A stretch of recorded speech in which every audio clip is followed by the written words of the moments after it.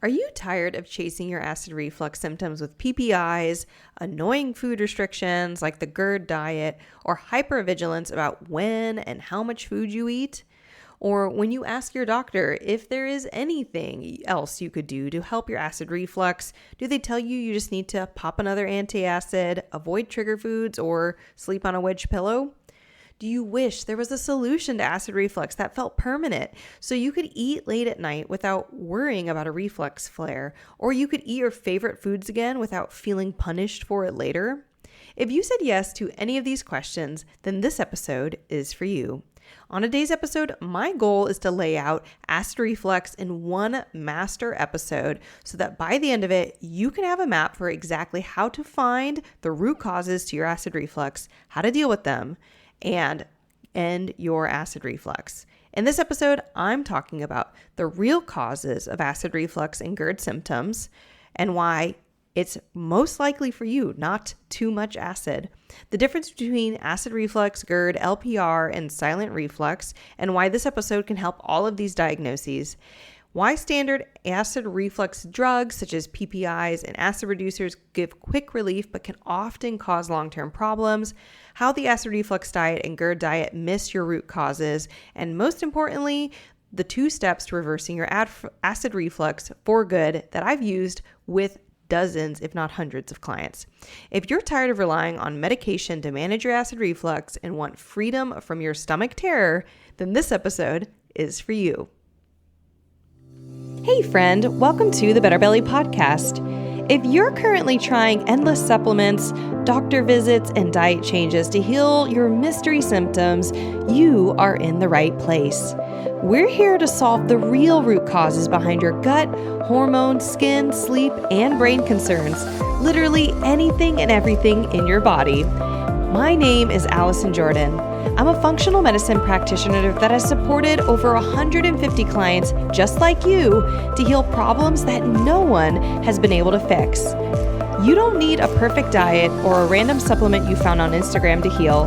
You need a proven system that heals your whole body from the inside out. That's what I'm here to share with you, episode by episode. It's time to make health easy again.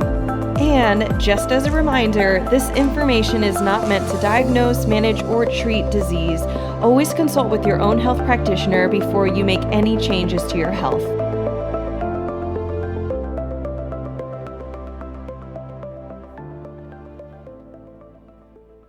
All right, guys, I'm so excited for today's episode. I have been helping clients with acid reflux since 2018. Oh, so how many years is that now? Math, guys. 7 years. And I have done lots of episodes on acid reflux, but I haven't done a master episode, meaning it's designed to be everything you would need to know about this issue, everything from what it is, anatomy behind it, physiology behind it, and how it's commonly treated, pros and cons to those treatments, and what you can actually do to find the root cause so this thing just goes away. Because that is an option. Doctors don't act like it is, but it is an option. You don't have to just wait for it to go away. You don't have to hope for it to go away. You don't have to just be on PPIs for life. You can get the sucker to go away. And I've helped dozens, if not hundreds of clients do that. I only say dozens, if not hundreds, because I don't have the exact math on it. We know that we have 600 plus clients we've helped with a wide variety of symptoms and issues, but for acid reflux, which is probably the second most common symptom we have helped clients with, it's just going to be a very high number. So that being said, let's just start off with some of the root information. Even if you know this already, want to make sure that you are familiar with exactly what's going on. If you're not familiar with it, hopefully this can ground and give you some context for the conversation, because understanding what acid reflux is and why it happens is the key to getting to that 2 steps to reversing your acid reflux for good. So let's dive in. Well, number 1, what is acid reflux? Very simply put, it is when stomach acid from your stomach gets up into your esophagus, and how high it goes can vary, but goes somewhere from the esophagus, potentially all the way up to the back of your throat, up into the sinuses even potentially. That is what acid reflux is. Your body naturally has a high amount of acid in your stomach, and your stomach is perfectly happy about it. So it's not just about having too much acid, it's about having acid in the wrong spot. Why is there stomach acid in not the stomach? So that's what acid reflux is. Symptoms of acid reflux can be wide and varied. The number one most classic thing to talk about is heartburn. However, if you don't have heartburn, you're often going to get a diagnosis called silent reflux. Silent reflux was the type of reflux I had when I was discovered to have it sometime in my high school years. I think it was like early high school, maybe late middle school. That story, which I wasn't planning on telling, but I will tell for anyone who's curious, happened because, if you have silent reflux, you don't have typical symptoms of it. You don't have that heartburn, excessive burping, sore throat. Typically, none of those things are happening. You might have some other symptoms, but not like the really central symptoms for it. And for me, what happened is I had to get a scope down my throat, not an endoscopy all the way to the stomach, but just looking at my throat because I had a event happen to me when I was in gymnastics at that age, late middle school, early high school, where I stopped breathing. Pretty crazy, I know. But I could not breathe, and we were trying to figure out what it was, and it turns out it wasn't asthma, but it was my larynx closing in on itself, which has nothing to do with acid reflux. It wasn't a result of acid reflux, but while they were looking at my vocal folds, they said, wow, they're really red and inflamed. Your daughter has silent reflux. So if you don't have heartburn or don't have a lot of those classic symptoms of acid reflux, it's still acid reflux. It's just called silent reflux. I've actually had a lot of DMs about this of like, can you help acid reflux or my silent reflux? And I'll say, yes, we've helped lots of people with acid reflux, but like, what about silent reflux? It's the same thing. It's just a nuanced version of it. And we're going to get into a couple of the other terminologies that get used that still essentially mean acid reflux, meaning your acid is going up and not down. It's not staying in the right spot. But so kind of classic, you have heartburn, excessive burping, sore throat, hoarseness, because as it cuts higher up into that esophagus, you're going to have issues with that acid potentially damaging the vocal cords and making you more prone to hoarseness. You can also have congestion and chronic postnasal drip, and that's because if the stomach acid gets all the way up into the sinuses, then those tissues, which are mucus producing, get irritated, and to protect themselves, they will produce more mucus. So you will just be congested, especially in the morning because it's that nighttime sleeping with the stomach acid. It's easiest for the acid to get all the way up to the head because you are horizontal. You are laying flat on a table, which is one reason why you can get recommended to sleep on a wedge at night because it keeps you at an angle. But it is not by any means the way humans were designed to sleep. So you're not getting acid reflux because you're not sleeping on a wedge. You're getting acid reflux because of some other issues, which doctors don't typically talk to you about. And I was not talked to about as a kid. So those are some really common symptoms of acid reflux. So think all the way from the head down to the stomach. How acid reflux is diagnosed. Oftentimes you're going to be looking at they will get a visual of tissue is red and inflamed somewhere in the esophagus or the larynx or the back of the throat, or maybe sometimes an ENT will think that it might be an acid reflux issue, which is going to be diagnosed as laryngopharyngeal reflux, or LPR. Now, LPR can be caused by things that are not acid reflux, but acid reflux is the most common cause of LPR. So again, if maybe you're listening to this and you're like, I have LPR, laryngopharyngeal reflux, or I have silent reflux, maybe you've been told you have GERD. GERD is, again, more acid reflux, but it's more specific about the cause.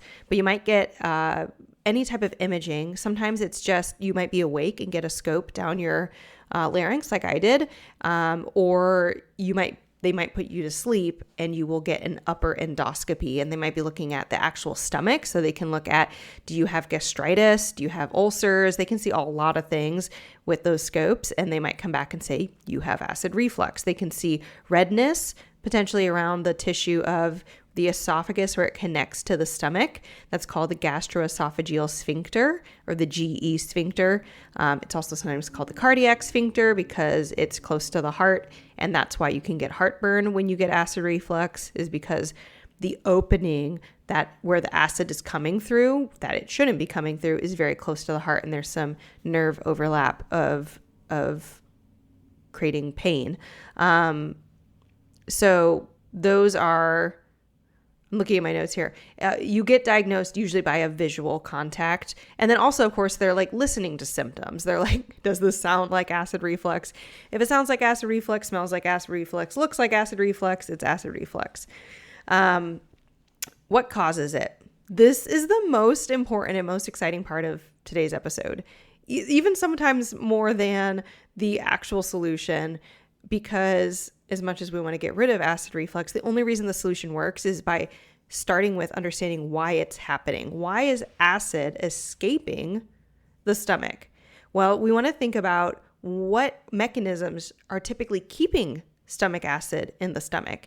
And there's two big ones. Number one is your gastroesophageal sphincter, which is the sphincter responsible for closing so that when you're digesting and running or playing with your kids or exercising or leaning over to grab the remote control on the floor,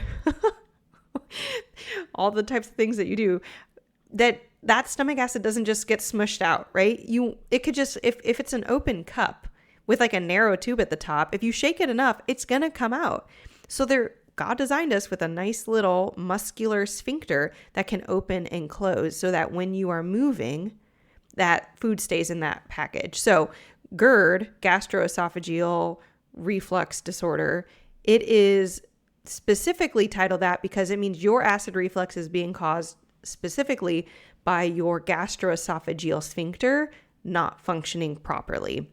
So usually it means it's not closing all the way. Sometimes they can actually observe that with the imaging. Sometimes they just are assuming it based off of the way it looks. But you can get that GERD, and then of course you're basically just a little human being who can't keep their liquids in the right spot.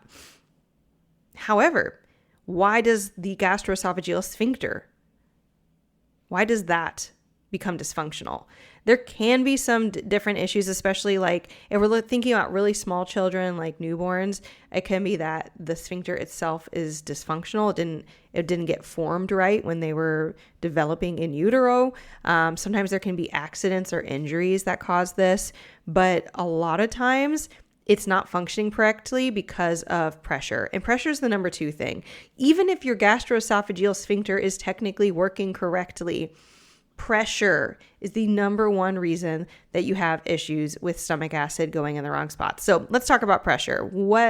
What's going on pressure-wise in your body that can make this stuff come up?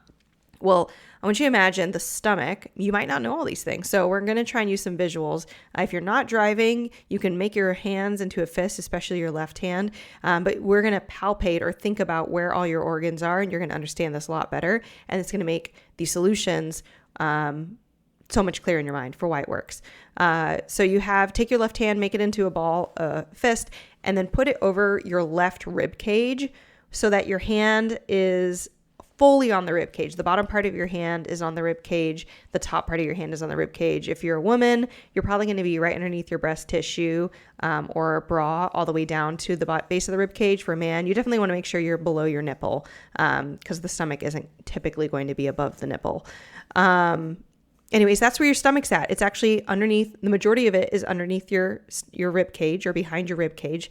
And then it goes it actually goes quite high up into the rib cage because it snuggles up against your diaphragm, and your diaphragm comes up. If you actually feel along your rib cage and you bring your fingers to the middle of the rib cage where your sternum is, it's where the two kind of round parts of the rib cage go upwards and come together. That's a little bit right where the diaphragm tends to hang out, unless you're doing a deep exhale or inhale.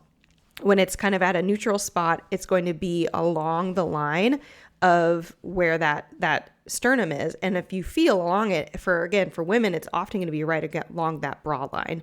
So you have the diaphragm, the stomach's right up against it on the left side of your body, which is why sometimes you might find that your acid reflux does better at night if you sleep on one side of the body versus the other. But you have that stomach right underneath there. And then above it, above the stomach and above the diaphragm is your lungs, your heart too. But we're really thinking a lot of what is right above the diaphragm is tissue designed to breathe. Everything's about getting air into your body and then getting oxygen to your cells above the diaphragm when it comes to your thorax, your rib cage.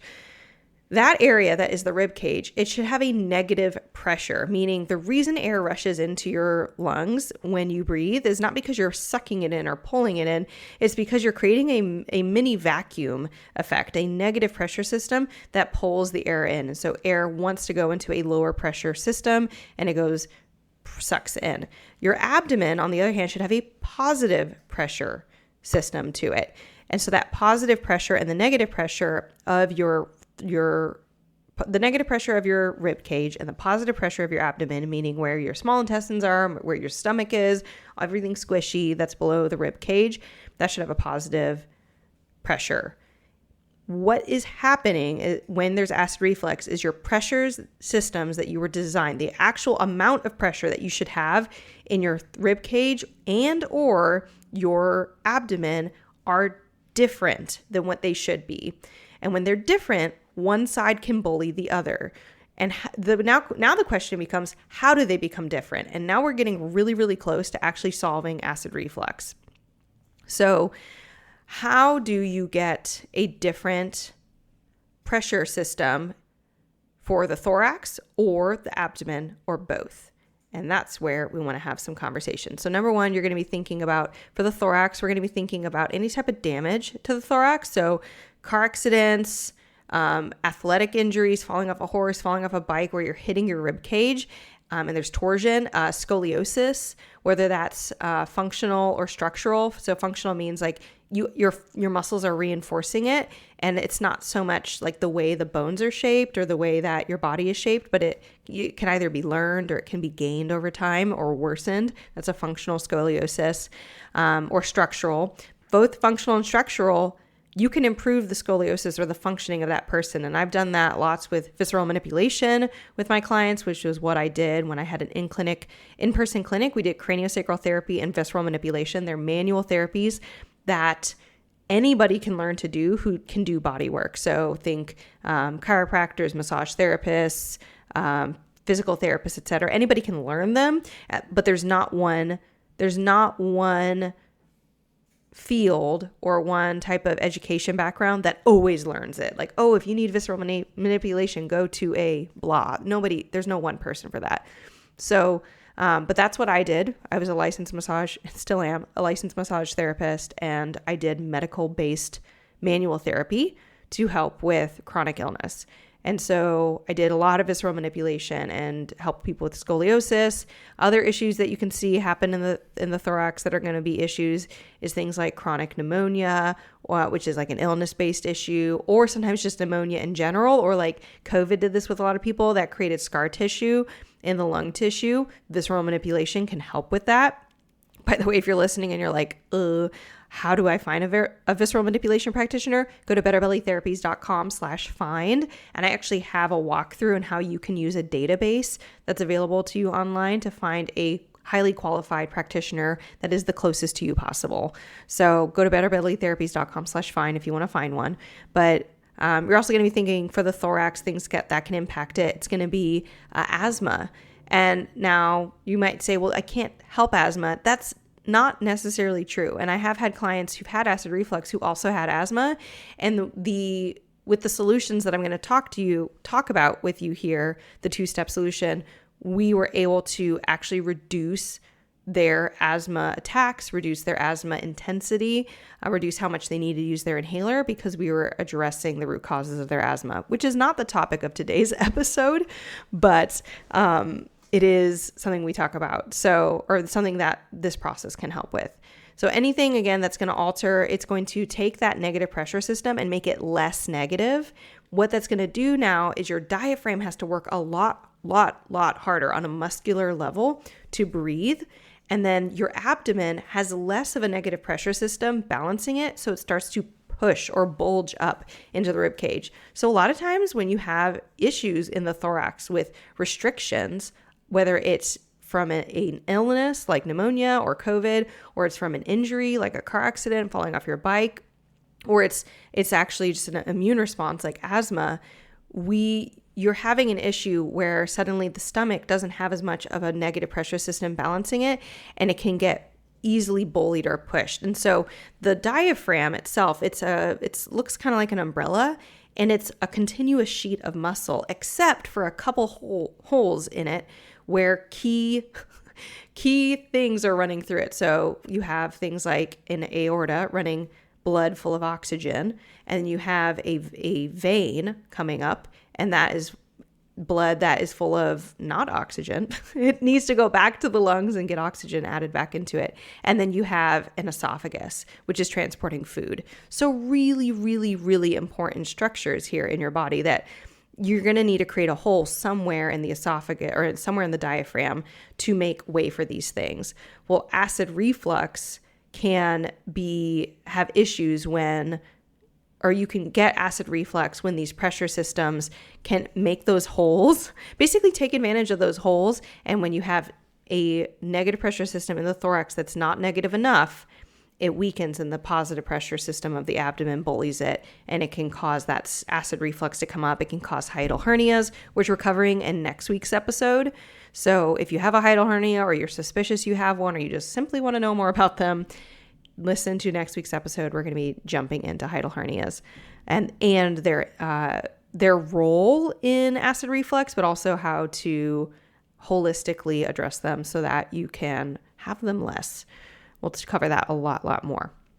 So acid reflux, we've covered the positive pressure in the thorax or the negative pressure in the thorax. Now the positive pressure in the abdomen. What makes positive pressure in the abdomen increase? Well, lots of things. You actually have, in my experience, a lot more options that can cause that. Pregnancy can cause pressure to increase, which is a really big reason why women tend to experience acid reflux a lot more when pregnant. Pressure can increase from bloating. Now, the big question then becomes, well, what's causing my bloating? Let me tell you, the 2-step solution to acid reflux will also help your bloating. So we'll get there. The constipation, so just stool that is not moving and building up in your large intestine, is adding more matter and more pressure to the abdomen. It's not just something you feel, it's something your organs feel, it's something your stomach feels, and it can cause acid reflux. It's one reason I actually have a podcast episode called The Acid Reflux Constipation Connection.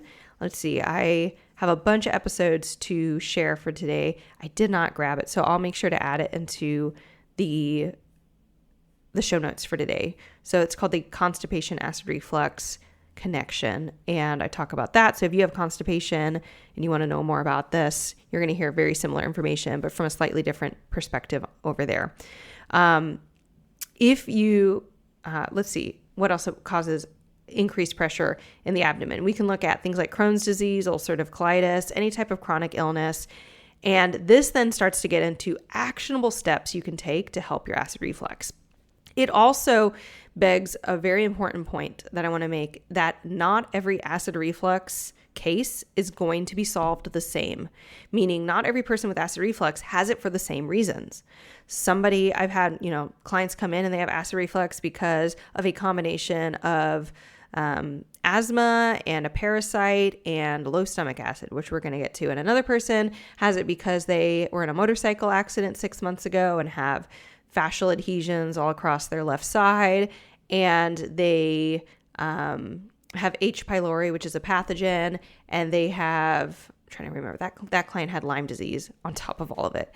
And I've had other clients who've had mold. So everybody is getting acid reflux for different reasons, but they are reproducible and trackable issues. It's not an infinite number of things causing acid reflux. It's things that cause an imbalance in your negative pressure system on the top, an imbalance on the bottom. So too much pressure on the bottom, too little pressure on the top above the diaphragm, or both, a little bit of both. And that's when the acid starts to cause issues, including the gastroesophageal sphincter, the GE sphincter, that cannot fully close if there's improper pressure on it. And I want you to think, there's like different types of water bottles out there. I don't know if you guys have ever used one where you literally have to bite the tip of like a silicone tip to the water bottle and then suck. And when you bite it, it splits this. There's like a gap or like a break through the silicone, and it causes that silicone to open up, like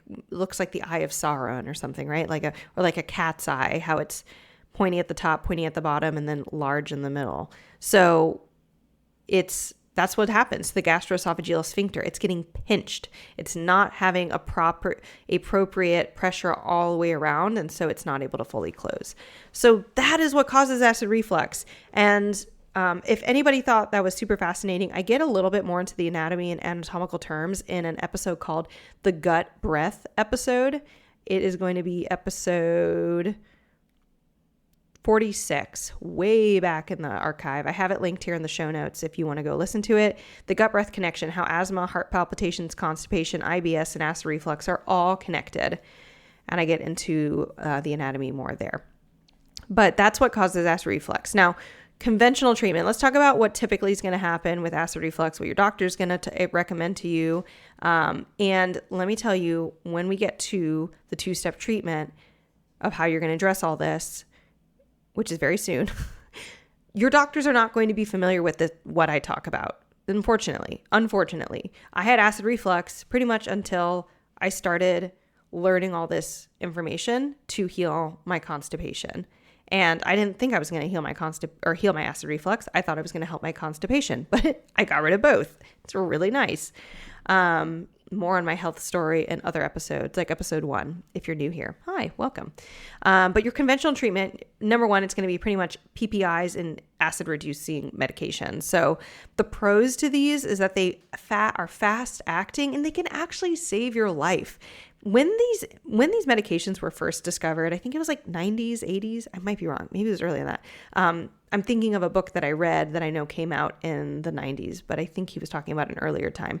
But he was talking about, in that book, when they were talking about PPIs being discovered, it was in the context of ulcers, and that if you had an ulcer that bled out or started bleeding, you could die from an internally bleeding. And so when PPIs were first discovered, that you could give it to somebody with an ulcer to get down their stomach acid so that ulcer stops being irritated, this was life-saving, and it's amazing. So there can be a lot of pros. And when I work with clients who are on PPIs, which I'm actually in 2 episodes from today, we're going to have an episode on how to safely get off PPIs. You do not have to stay on them forever. However, when I have a client come to me on a PPI, I'm also not saying, well, get off them tomorrow. No. That is not what we do. Number 1, because I'm not a doctor. So heads up, we don't prescribe. We simply recommend and we educate. But the other thing is that you don't want to jump off a PPI inappropriately. And that includes even if you're doing functional medicine or trying to heal holistically, you simply don't just jump off a PPI. So again, pros, they're fast acting. They can save your life. Cons, they can be addictive, meaning they actually tend to the use of them tends to necessitate you needing them more. And the reason for this, there's several reasons for it. And doctors have even additional theories out there. But the biggest one that's going to connect with what we're going to talk about today is that when you lower stomach acid, you lower your ability to absorb nutrients, several, like a gob of important nutrients, but one of them is zinc. And if you don't have sufficient zinc in your body, so say you're taking a PPI, you're lowering your stomach acid because you have acid reflux. Doesn't mean you have high stomach acid, by the way. It just means you're lowering it to an even lower level. Then you can't absorb zinc. You become zinc deficient. And then what happens is you actually can't create stomach acid appropriately, even after, if you weren't on an inhibitor, because you now no longer have zinc. The issue of having low stomach acid is actually the number 1 cause of acid reflux. Back when I started this podcast in 2020, that was totally new information. I could not find it anywhere on the kind of first page at internet finds. Now there's a lot more people talking about low stomach acid, which mostly makes me happy. It's cool.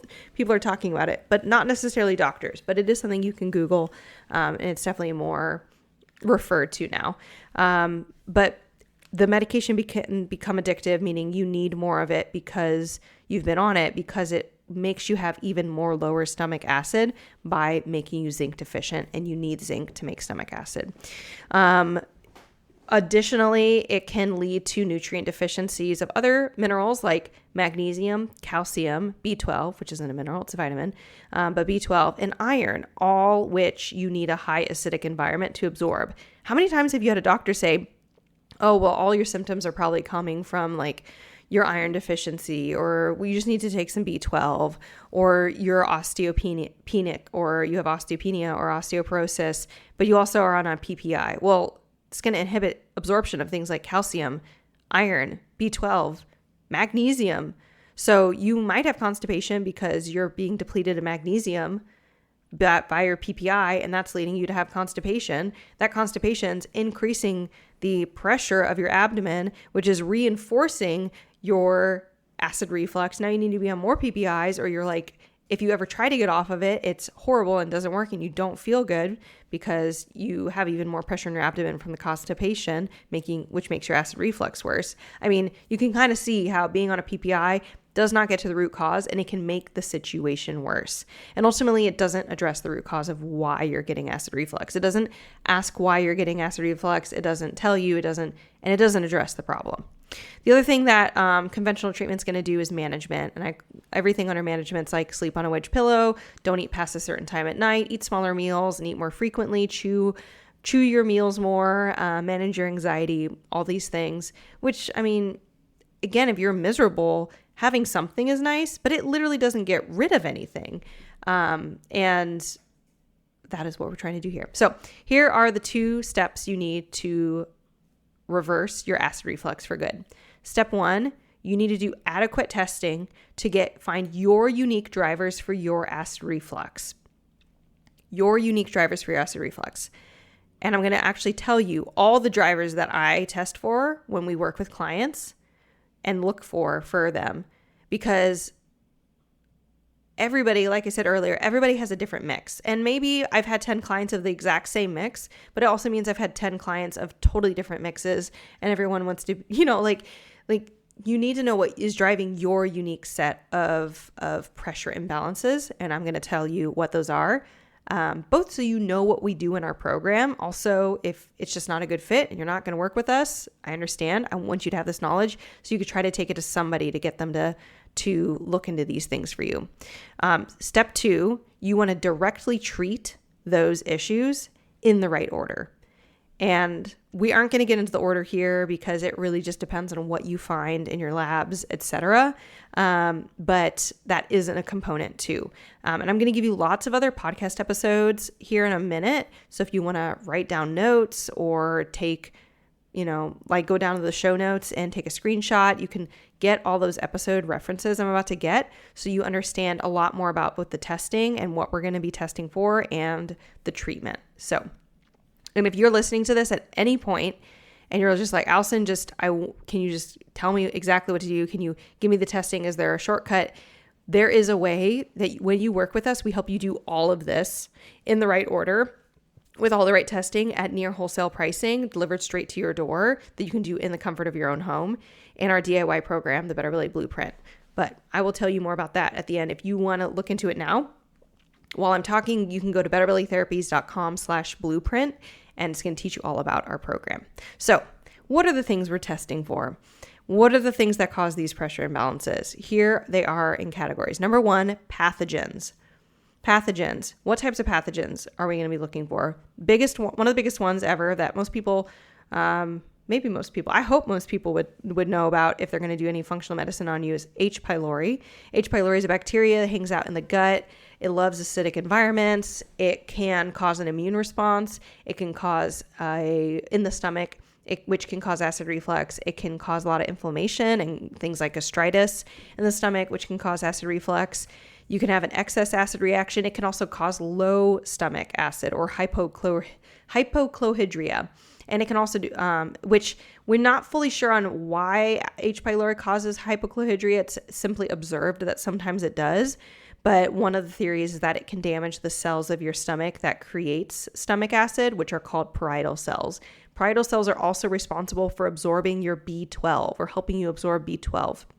And so if the parietal cells are damaged, you're going to have low stomach acid, which again, it can actually cause a acid reflux response for two reasons. One is that it alters the pressure in the stomach, because when you're not digesting, the food sits there a lot longer, and that can create a lot more excess air and gas in the stomach, which can alter how that gastroesophageal sphincter works and ultimately create acid or stomach or acid reflux. But number two, when you have low stomach acid, simply the fact that that food is hanging out in the stomach and not making it onto the small intestine because it's not digesting very quickly, that can just cause that acid to hang out in the stomach at a large volume, and the body just tries to keep pumping out more and more stomach acid, and you're basically just not moving food through, and it can come back up. So that's it. If you want to know more about H. pylori, maybe you've said, well, Allison, I've already been tested for H. pylori, and my doctor said I didn't have it, or my doctor wasn't worried that I had H. pylori or not, or I've been told H. pylori is not a pathogen. All of these things that people tend to say that can cause them to not find H. pylori that is actually in their body, I cover in episode 233, our master episode on H. pylori. It's linked in the show notes. So pathogens, H. pylori is going to be one. Also parasites and mold. These are the two other biggest ones that I see cause really big issues with pressure. Parasites, which is what I actually had, and I cover that in episode 1 of the Better Belly podcast. I talk about it in depth in our master episode on parasites, episode 236, parasite symptoms, parasite tests, and why parasite cleanses fail. But parasites, I just see altering motility so much, meaning your body's not moving food along in it. So then you get this pressure buildup in your abdomen, and you're going to then have that bloating, potentially constipation, maybe diarrhea, alteration in pressure where the abdominal pressure increases. I see that a lot with parasites. But then mold, this is crazy. Mold has a multi-layer issue here, but we're looking at, number one, it can damage your myoenteric plexus. Myoenteric plexus is, myo means muscle, enteric means gut, and then plexus is referring to the nerve. So it's damaging your nervous system's ability, or the nerve's ability to talk to your muscles in your gut. It basically has a paralyzing effect. And so if something's paralyzed, you're not going to move things through. So aka slow motility. I get a lot of clients coming into my clinic or emailing us who say, and when I say come into my clinic, I mean like in the past. So now it's like DMs and emails, who say, well, my doctor diagnosed me with slow motility. Well, that's not really a diagnosis. It's a description of what's going on. And also the solution to slow motility isn't senna. You don't have slow motility because you're deficient in senna. If you've ever heard of senna, it's like, people feel cool when they prescribe it because it is natural. It's like from a plant, and it helps with motility / constipation. So they think they're being natural when they give it to people, but they're still not dealing with the root cause. To me, that's not natural. That's just another form of medication that you're relying on. Anyway, so you're not constipated because you're deficient in senna. You're constipated because of maybe mold that's damaging your myoenteric plexus. So slow motility, you still need to ask the question, why do I have slow motility? And the way you answer it is with appropriate testing. So you want to do testing for H. pylori, testing for parasites, testing for mold. Mold then can additionally drive other issues like SIBO and Candida, which are notorious for causing vast amounts of bloating and gas. Bloating and gas are inherently fluids and gases that are increasing the abdominal pressure, literally to the point that I've had clients come in and they look like bowling balls. I mean, I'm past pregnant when people say I feel pregnant, I look pregnant, imagine just a straight bowling ball in someone's body. And I've seen that. And so there's a ton of pressure going on, and that's going to set you up. And again, even if you don't look pregnant, you can still have bloating and gas. Not all bloating and gas will yield a visual look. It could just be something you feel, and you still might not even feel that you're bloated, and it still might be enough bloating or pressure imbalance that you're getting acid reflux. So you still want to look into all these things. So H. pylori, parasites, Candida, mold, SIBO. We help with all of these in our program, the Better Belly Blueprint. We test for all of these systematically. And we even give you a guide in Module 1 called the Lab Chooser tool that helps you identify, based on your unique symptoms and health history, what labs of these are relevant to you, because it might not be relevant to do a mold lab. Let's save some money and not do one. We can actually determine that based on your symptoms. We have a mold self-assessment sheet that you can actually go through before you even order a lab and maybe save yourself some money. So, and while still getting yourself results. So Pathogens is number one, and we'd love to help you if that is something that you need a practitioner for. Number two, another thing that can cause imbalance in pressure is histamine. I have a whole episode on this. If you're like, what's histamine? Or wait, I've already gone down the histamine road, or, oh no, I do have histamine issues, but right now I'm on a low histamine diet, or I take pills to help my histamine. If you want the whole spiel on histamine, it's a very long spiel, but it's juicy and it's in depth and it's good. Go to episode 243 on my episode on histamine intolerance. It's my master episode. So that's all I'm going to say, but histamine can cause issues with primarily bloating and dysfunction. And histamine can also drive literally too much acid production. Next thing is going to be fascial restrictions. So fascial restrictions, we actually got into this a little bit already when I was talking about my client who got in the car accident or it was a motorcycle accident. She fell from a motorcycle, slammed onto her left side, and got frozen shoulder from it on her left arm. What doctors didn't know was that what was causing her frozen shoulder was fascial restrictions in her lung pleura. And let me back up. You might be like, what's fascia? I'm going to do a brief thing here, but I have a great episode on it. Episode 90, Fascia 101, the hidden force behind bloating and constipation. So if you're thinking, well, I have bloating, what's a root cause? Definitely one of the things you want to think about is fascia. I also have an episode 91, the fascia solution acid reflux, where I really talk, again, more in depth on fascia and fascial restrictions. But fascia is connective tissue that goes throughout your whole body. It's not muscle. It's not bone. It's maybe most similar to skin, but even that's not quite accurate. But it keeps your skin on your muscle and your muscle on your bone, and it wraps around everything. It's like saran wrap. Well, when it becomes dysfunctional, it becomes sticky and it sticks on itself, just like saran wrap. And when it becomes sticky like that, it can actually literally inhibit you from moving. And it's different than a tight muscle where you can stretch it. You can't stretch fascial restrictions the same way you stretch muscle. And so simply just, trying to touch your toes or stretch your arm isn't going to work you out of, say, frozen shoulder. Well, this client also had developed something called gastroparesis. Gastroparesis, it means paralyzed stomach, and it's diagnosed by doctors watching how long it takes for someone to process swallowed barium. And so it's a barium swallow test, which is a metal that they can then do a scan on and then see how much of it has come through the stomach. If a certain amount of it has passed or not passed through the stomach within a certain amount of time, it's like several hours. If it's not enough, like it's too slow, they will diagnose you with gastroparesis. Anyways, so you don't have to have gastroparesis to have a fascial restriction, but this client did. And she came to me, she'd had 18 sessions of PT on her left arm. None of it had helped her frozen shoulder. She had gastroparesis. She was on 3 PPIs a day. And my first appointment with her, we didn't do any lab testing. We didn't talk about H. pylori. We didn't do anything. I just put her on the table and we did some fascial releases on her left side. And I had never seen this before, so I wasn't like, oh, this is probably what's going to happen. I just felt all the fascial restrictions, and her lung pleura were all twisted and really jammed on her left side, which the lung pleura is its connective tissue or the fascia around the lungs. So I worked with that, and her frozen shoulder improved by about 50% in that one session, to the point where she could finally reach the cup for her cups when she would go to make coffee for herself in the morning. And then she her gastroparesis improved.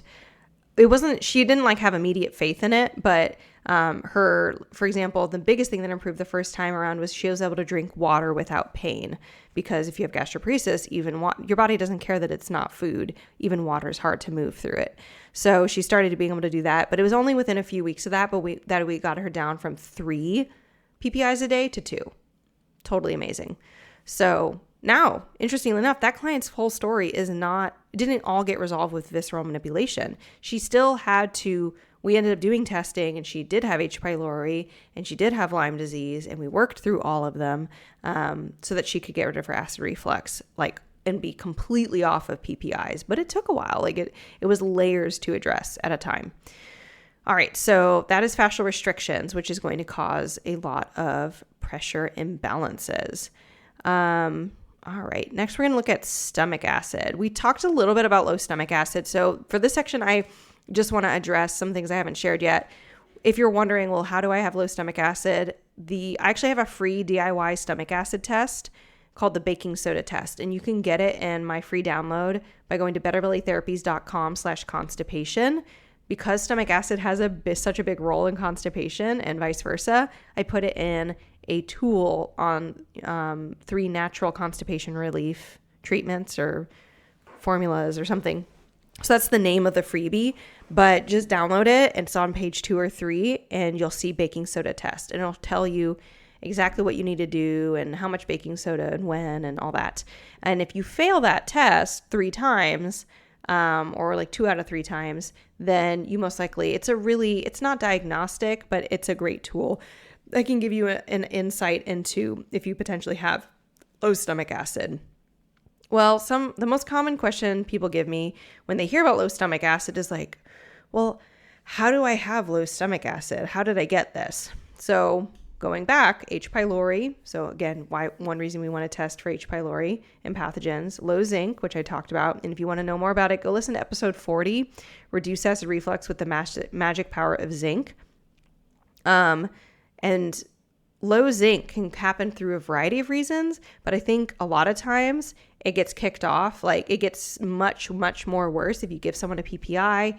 They now have even lower stomach acid. Now they are even more zinc deficient. But zinc can get depleted by illnesses, everything from the flu to COVID to pneumonia, because zinc's part of having illnesses. You need zinc to have healthy skin. So if you have skin issues on top of all this, more likely that you have zinc issues. Copper toxicity can cause zinc depletion or zinc deficiency. I talk about that in episode 159 on copper toxicity, a hidden cause behind constipation and PMS. So if you want to go listen to that, go listen to 159. It's in the show notes. And how do you know if you have low zinc? Another episode I have on this, other than the baking soda test, is episode 68, 10 markers on your blood work linked to acid reflux. If you want to then take your markers on your blood work and actually put them into the same functional blood chemistry ranges on a spreadsheet, I have a spreadsheet you can just buy and grab and use to track all your blood work from year to year. And just go to betterbellytherapies.com/blood and you can grab it there. All right. So the last thing that I see causing acid reflux in clients is hiatal hernias. And we are going to talk about this more next week. But right now, just know that a hiatal hernia is where the stomach somehow is coming up above the diaphragm, either through the esophagus itself or adjacent to it in the same hole that the esophagus comes through. So it's kind of its own conversation. And so I keep for our own time, we're going to keep that separate. But that is everything you want to test for. You want to test for pathogens. You want to test for histamine, test for fascial restrictions, test for low stomach acid, test for hiatal hernia. And then once you know what you have of all those issues, you then reverse engineer a pathway to healing and you treat it in the right order. You want every pathogen. That's one issue. One of the most common issues with pathogen treatments I see is someone says, well, I did 3 candida cleanses, but they don't realize that they also have H. pylori and a parasite. You want to treat every pathogen, which we help you test for every pathogen and know which pathogens to address first. You want to know every toxin you're dealing with. Is it copper? Is it histamine? You want to know every source of bloating. You want to know every major fascial restriction. And by the way, not everyone has a fascial restriction driving their acid reflux, but many do. So, and the types of fascial restrictions can vary a lot. I've had fascial restrictions people got from being pregnant, from getting a cesarean, from one was getting kicked in the chest. It was crazy. It was I'm trying to, in my mind, I remember that what the restriction was. It was in their thorax, from the front, not from the side. And it was affecting their esophagus and their lung pleura. It was either a kick to the chest or a baseball to the chest. Anyways,